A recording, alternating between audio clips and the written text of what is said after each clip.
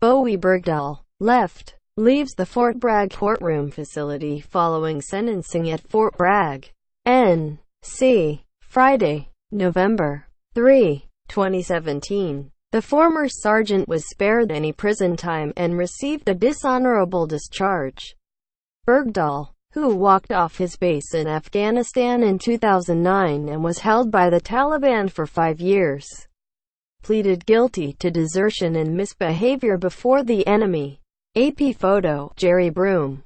Fort Bragg, N.C. Army Sergeant Bowe Bergdahl's brutal 5 years of captivity by Taliban allies carried significant weight in an Army judge's decision to spare him prison time for leaving his post in Afghanistan in 2009.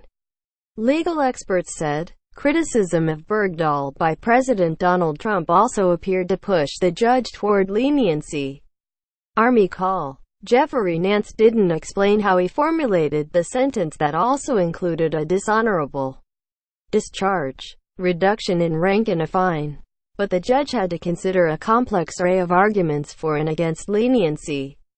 Prosecutors asked for a 14-year prison sentence, citing several service members' serious wounds while searching for Bergdahl. The defense sought to mitigate the punishment with evidence of Bergdahl's captivity, mental illnesses, contrition and Trump's harsh criticism. "It's really rare for there to be this much mitigation evidence," said Eric Carpenter, a former Army lawyer who teaches law at Florida International University. "It's kind of hard to distinguish which is the one that Nance gave the most weight to. But I think the Taliban conditions were pretty onerous." How did Bergdahl's captivity factor in? Former Air Force lawyer Rachel Van Landingham noted that Bergdahl's captivity was twice cited by officers in early investigations as a reason not to send him to prison. The officer who oversaw Bergdahl's 2015 Article 32 hearing, which serves a similar purpose to a civilian grand jury process, wrote imprisonment wasn't necessary largely due to atrocities against Bergdahl, though he noted he didn't have evidence of casualties on search missions. The high-level folks who have looked at this said, "We just don't think confinement is appropriate because of the amount of torture he suffered," said Van Landingham, who teaches at Southwestern Law School in California. During sentencing, Bergdahl described beatings and torture by his captors with copper wire and unending bouts of illness brought on by squalid conditions. After several escape attempts, he was placed in a cage for 4 years. Greg Rinke, a former Army lawyer now in private practice, said he believes the brutal conditions and their duration were the most significant of the mitigating factors. What effects did Trump's comments have?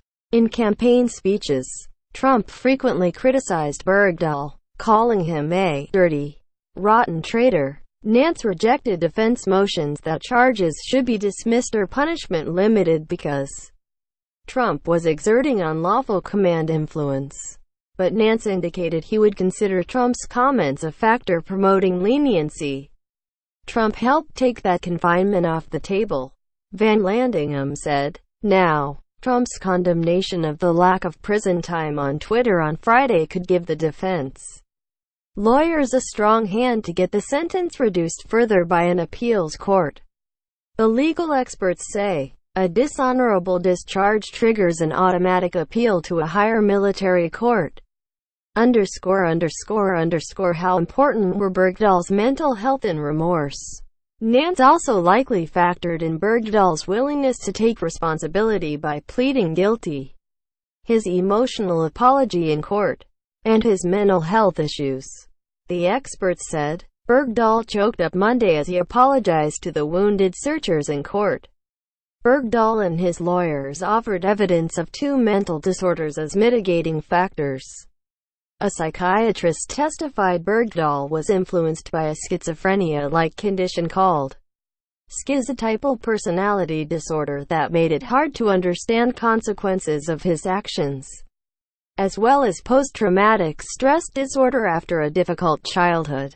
Bergdahl's escape attempts and valuable information he provided intelligence officers also helped. Van Landingham said, "You have a mentally ill individual who served 5 years honorably in captivity. He genuinely showed remorse. And I think those things came across loud and clear." Van Landingham said, "Did those factors outweigh wounds to Bergdahl searchers? Nance had to weigh the leniency factors against prosecution evidence of several service members wounded on search missions. Before sentencing, Nance ruled those troops wouldn't have wound up in separate firefights if they weren't looking for Bergdahl." Prosecutors cited a soldier whose hand was shattered by a rocket-propelled grenade and another who suffered a head wound that put him in a wheelchair and rendered him unable to speak. A Navy SEAL suffered a career-ending leg wound on another search.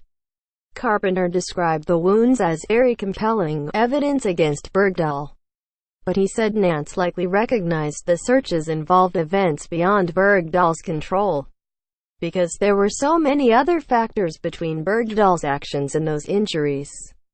The weight of the evidence went down, Carpenter said. Follow Drew at www.twitter.com, John Drew.